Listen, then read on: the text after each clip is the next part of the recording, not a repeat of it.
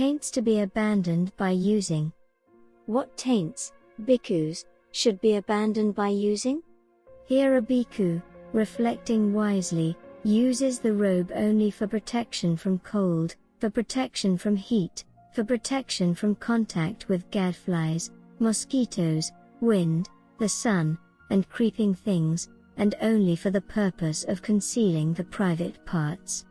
Reflecting wisely, he uses alms food neither for amusement nor for intoxication nor for the sake of physical beauty and attractiveness, but only for the endurance and continuance of this body, for ending discomfort, and for assisting the holy life, considering, thus I shall terminate old feelings without arousing new feelings, and I shall be healthy and blameless and shall live in comfort. Reflecting wisely, he uses the resting place only for protection from cold, for protection from heat, for protection from contact with gadflies, mosquitoes, wind, the sun, and creeping things, and only for the purpose of warding off the perils of climate and for enjoying retreat. Reflecting wisely, he uses the medicinal requisites only for protection from arisen afflicting feelings and for the benefit of good health. While taints, vexation, and fever might arise in one who does not use the requisites thus, there are no taints, vexation, or fever in one who uses them thus. These are called the taints that should be abandoned by using, taints to be abandoned by enduring. What taints, bhikkhus, should be abandoned by enduring? Here a bhikkhu, reflecting wisely, bears cold and heat, hunger and thirst, and contact with gadflies, mosquitoes, wind, the sun, and creeping things. He endures ill-spoken, unwelcome words and arisen bodily feelings that are painful, racking, sharp, piercing, disagreeable, distressing, and menacing to life. While taints, vexation, and fever might arise in one who does not endure such things, there are no taints, vexation, or fever in one who endures them. These are called the taints that should be abandoned by enduring. Taints to be abandoned by avoiding. What taints, bhikkhus, should be abandoned by avoiding? Here a bhikkhu, reflecting wisely, avoids a wild elephant, a wild horse, a wild bull, a wild dog, a snake, a stump, a bramble patch, a chasm, a cliff, a cesspit, a sewer. Reflecting wisely, he avoids sitting on unsuitable seats, wandering to unsuitable resorts, and associating with bad friends, since if he were to do so wise companions in the holy life might suspect him of evil conduct. While taints, vexation, and fever might arise in one who does not avoid these things, there are no taints, vexation, and fever in one who avoids them.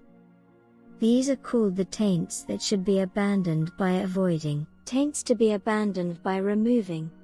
What taints, bhikkhus, should be abandoned by removing?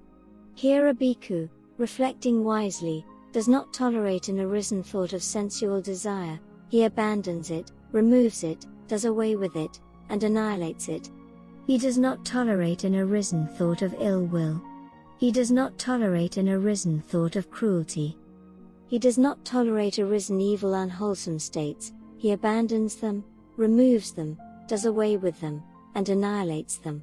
While taints, vexation, and fever might arise in one who does not remove these thoughts, there are no taints, vexation, or fever in one who removes them. These are called the taints that should be abandoned by removing, taints to be abandoned by developing. What taints, bhikkhus, should be abandoned by developing? Here a bhikkhu, reflecting wisely, develops the mindfulness enlightenment factor, which is supported by seclusion, dispassion, and cessation, and ripens in relinquishment. He develops the investigation of states enlightenment factor, the energy enlightenment factor, the rapture enlightenment factor, the tranquility enlightenment factor, the concentration enlightenment factor, the equanimity enlightenment factor, which is supported by seclusion, dispassion, and cessation, and ripens in relinquishment. While taints, vexation, and fever might arise in one who does not develop these enlightenment factors. There are no taints, vexation, or fever in one who develops them. These are called the taints that should be abandoned by developing. Conclusion. Bhikkhus, when for a bhikkhu the taints that should be abandoned by seeing have been abandoned by seeing, when the taints that should be abandoned by restraining have been abandoned by restraining, when the taints that should be abandoned by using have been abandoned by using, when the taints that should be abandoned by enduring have been abandoned by enduring, when the taints that should be abandoned by avoiding have been abandoned by avoiding, when the taints that should be abandoned by removing have been abandoned by removing, when the taints that should be abandoned by developing have been abandoned by developing. Then he is called a bhikkhu who dwells restrained with the restraint of all the taints. He has severed craving, flung off the fetters, and with the complete penetration of conceit he has made an end of suffering. That is what the Blessed One said. The bhikkhus were satisfied and delighted in the Blessed One's words.